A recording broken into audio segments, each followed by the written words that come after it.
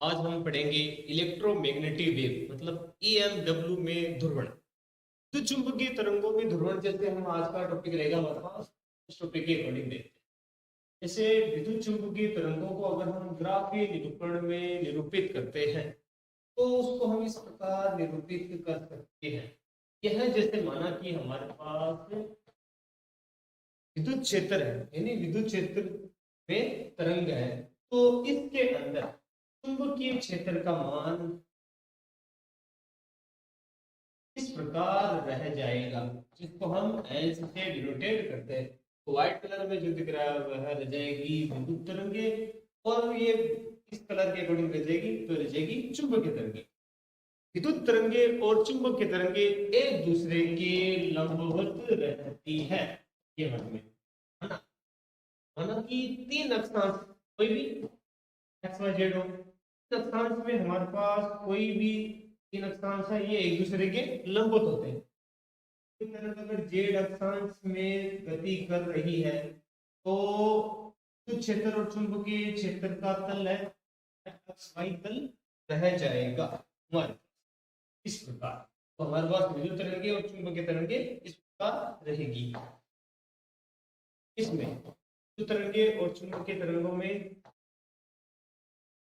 यदि कोई भी तरंग जेड अक्ष के सापेक्ष गति कर रही है, जेड अक्षांश के सापेक्ष, माना कि यह अक्षांश वाई है और यह अक्ष है, तो यहां से कोई कोण है थीटा, तो जो तल रहेगा वह तल कुछ इस प्रकार रहेगा। यह जो तल रहेगा ये रहेगा आपके पास ई वाई, और ये तल रह जाएगा ई अक्ष हमारे पास। वाई दिशा के सापेक्ष तल ई वाई और अक्ष दिशा के सापेक्ष तल, यह अक्ष दिशा रह जाएगी, इसके सापेक्ष तल ई वाई। तो ये तल रहेगा, ये तल रह जाएगा हमारे पास एक्स वाई तल। इसके अकॉर्डिंग इनमें यदि कोई तरंग जेड अक्ष यहाँ पे तल जेड अक्ष के सापेक्ष लंबवत रह जाएगा, और ये दोनों तल यानी तरंग के सापेक्ष यह दोनों क्षेत्र या तरंगों के तल एक दूसरे के लंबवत रह जाएंगे। तो हमारे पास कुछ इस प्रकार बन जाएगी। जैसे विद्युत चुंबकीय तरंगों के विद्युत चुंबकीय तरंगे अनुप्रस्थ प्रकृति की होती है, अनुप्रस्थ तरंगे होती है, जिसमें ई और एच है परस्पर लंबवत होते हैं। ये दोनों तरंगे संचरण की दिशा के भी लंबवत होते हैं, क्योंकि कोई तरंग अगर जेड अक्ष के सापेक्ष गति कर रही है तो दोनों तल ई और एच भी परस्पर लंबवत होते हैं। यदि माना कोई तरंग है वह जेड अक्ष के सापेक्ष माना कोई तरंग है वह जेड अक्ष के सापेक्ष गति कर रही है, तो तल क्या रह जाएगा हमारे पास, तल रह जाएगा एक्स और वाई तल रह जाएगा, क्योंकि वाई के सापेक्ष है, एक्स के सापेक्ष है, ये बीच का कोण थीटा, और ई और एच है एक्स वाई तल में होंगे। तो हमारे पास कुछ इस प्रकार चाहिए तो चुंबकीय तरंगों में। तो हमारे पास माना कि वह ने ये माना कि जो तरंग समीकरण होता है वो होता है E vector equals to E X E Y, और जो तरंग के सापेक्ष समीकरण होता है ई की पावर आयोटा के जेड माइनस ओमेगा टी। इस समीकरण में ई एक्स और ई वाई तरंग के आयाम है, ये जाएंगे हमारे पास तरंग के आयाम, यानी ई एक्स अक्ष के सापेक्ष आयाम है, ई वाई वाई के सापेक्ष आयाम है। तो ई एक्स और ई वाई आयाम है। ई बार में ई की वैल्यू के रूप में जाएगा के, यहाँ पे तरंग संचरण नियतांक है, मतलब नियतांक जेड अक्षांश है, जेड दिशा के सापेक्ष, ये रह जाएगी आपके पास कोणीय आवर्ती, और टी रह जाएगा, तीनों के सापेक्ष हमारे पास रह जाएंगे। इस समीकरण में ये जो समीकरण बनी है, इस समीकरण में ई एक्स और ई वाई के सम्मिश्र आयाम मतलब कॉम्प्लेक्स एम्पलीट्यूड, यहाँ पे जैसे ई एक्स के सापेक्ष जो आयाम रहेगा वह माना कि ई नॉट एक्स की पावर आयोटा फाई 1 और ई वाई के सापेक्ष जो एम्पलीट्यूड रहेगा E Y E not Y की पावर आयोटा फाई 2। ये जो समीकरण रह जाएंगे ये हमारे पास रह जाएंगे फेज यानी कला में कोण में एक्स और E Y E not X E not Y यह तो फाई 1 ये जाएगा फाई 2। यह दोनों ही कला के सापेक्ष आयाम रह जाएंगे। यदि इन दोनों आयामों को हम इसके अंदर पुट करते हैं तो हमारे पास देखो कुछ ऐसे जैसे समीकरण था E बराबर ई एक्स की जगह हम लेते हैं ई नॉट एक्स ई की पावर आयोटा फाई 1 और ई नॉट ई वाई की जगह लेते हैं ई नॉट वाई की पावर आयोटा फाई 2 और आगे का सारा समीकरण सेम ए जेड ओमेगा टी। इस समीकरण में जैसे फाई 1 और फाई 2 दो मान है और ई की पावर की वैल्यू भी दो अलग अलग में है। इन दोनों में एक साथ एक ही समीकरण में दो मान ज्ञात करना असंभव है तो हम किसी एक को गायब करने के लिए हम क्या करते हैं ई की पावर जो आयोटा है उस फाई 1 को ऊपर नीचे हम गुणा कर देंगे इससे ऊपर नीचे गुणा कर देंगे इसी समीकरण में। तो ये जैसे प्लस में हमारा आएगा वैल्यू माइनस में दोनों कट कटा के एक हो जाएंगे जैसे इस प्रकार। यहाँ पे जैसे e की पावर माइनस आएगा अल्फा फाई 1 से गुणा करते हुए ये वैल्यू भी डायरेक्ट ई एक्स और वाई प्लस इसमें जैसे गुणा करते हैं तो जाएंगे ई नॉट वाई की पावर आयोटा फाई 1 और देखो ये तो वैल्यू आयाम के सापेक्ष रह गया।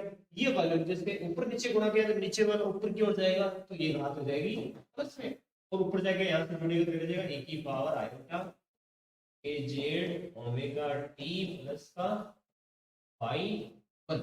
ये वैल्यू हमारे पास पड़ी फिगर नंबर बड़ी 3। अब यहाँ से हम तीन स्थिति निकालते हैं एक समतल के लिए दूसरी दीर्घवृत्त के लिए तीसरी जाएगी हमारे पास वृत्त के लिए। तो हम पहली स्थिति निकालते हैं समतल ध्रुवित तरंग। समतल ध्रुवित तरंग मतलब पोलराइजेशन वेव। पोलराइजेशन वेव में हम एक कोशिश रखते हैं फाई 1 और फाई 2 दोनों स्थिति प्लेन की स्थिति ये कि दोनों कला कोण बराबर है। यदि कला कोण फाई 1 और फाई 2 बराबर है तो अगर दोनों बराबर की स्थिति क्या रह जाएगी ये स्थिति रह जाएगी फिर जीरो ये वाली स्थिति रह जाएगी जीरो। अब अगर फाई 1 और फाई 2 जीरो है तो उसमें फाई 1 और फाई 2 जीरो है तो ये स्थिति रह जाएगी जीरो। तो हमारे पास तरंग समीकरण आएगी E not X E not Y और ई की power iota A Z omega T का फाई 1। ये समीकरण रह जाएगी। इसमें एक स्थिति हो जाएगी यदि हम आयाम का परिमाण निकालते हैं तो आयाम का परिमाण इस प्रकार आ जाएगा आयाम का परिमाण आयाम का परिमाण क्या रहेगा ये वाली में दो नंबर में E not X plus dot Y. ये समीकरण हमारे पास आ जाएगी आयाम का परिमाण। अब हमारे पास आयाम हमें ये पता है तरंग समीकरण की एक अक्ष में एक वाई में है तो हमारे पास दोनों यदि कोण के लिए ऑन भी कोण पर निर्भरता रहेगी दोनों तल के लिए एक अक्ष में एक वाई में दोनों एक दूसरे के लंबवत होते हैं। जहां लंबवत होते हैं कहते हैं कि आधार बटे लंब तो टेन थीटा ये रह जाएंगे हमारे पास ई वाई के फॉर्म में और एक बचेगा ई फॉर्म में तो E not Y E not X क्या बराबर आ जाएगा हमारे पास E not Y E not X ये हो जाएगा इनवर्स। तो कोण के लिए हमारे पास कोण के सापेक्ष ये आ जाएगी। ये समीकरण बन जाएगी हमारे पास कुछ इस प्रकार। इसको हम समतल ध्रुवित प्रकाश के कोण के सापेक्ष करते हैं और समतल ध्रुवित प्रकाश को हम एककीय ध्रुवित भी कहते हैं एककीय ध्रुवित भी कहा जाता है। हमारे पास ये वाली स्थिति। अब हमारे पास रह जाएगा एक और इसको कहेंगे दीर्घवृत्त तुलित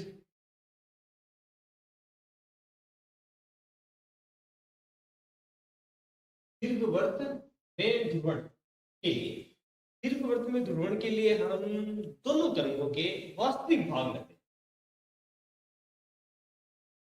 वास्तविक भाग हमारे पास कुछ इस प्रकार रह जाएंगे।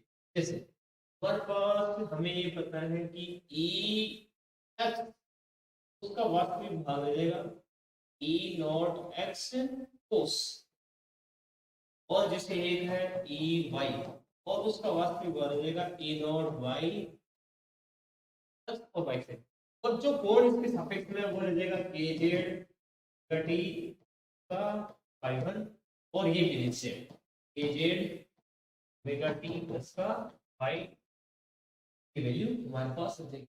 हम तरंगों के वास्तविक भाग लेते हैं। वास्तविक भाग x है वो cos के सापेक्ष होता है, और जो y होता है वो sin के सापेक्ष होता है, समांतर और लंबवत के सापेक्ष। अगर हम इसको इस प्रकार लेंगे e x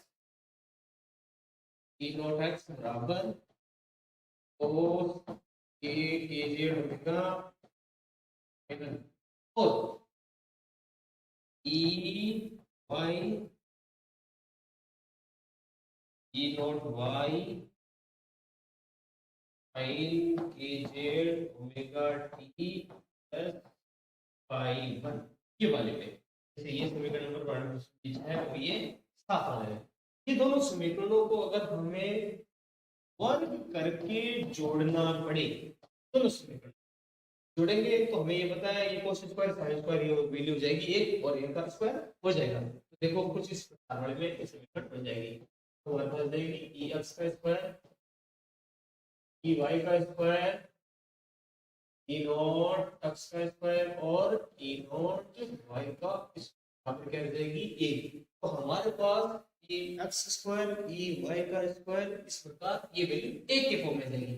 ये जो समीकरण बना है समीकरण नंबर जो 8, यह है दीर्घवृत्त का समीकरण है, दीर्घवृत्त के ध्रुवण के लिए समीकरण। यदि हम इसको ग्राफी निरूपण में करते हैं, इस प्रकार ग्राफ है इसमें दीर्घवृत्त को बढ़ाते हैं तो दीर्घवृत्त कुछ इस प्रकार बढ़ जाता है। अब इनको इस प्रकार मिला दिया जाता है तो हमारे पास दीर्घवृत्त का जो समीकरण है वो इस प्रकार बढ़ जाएगा, और ई वेक्टर में x और ये y इसके रूप में दर्शा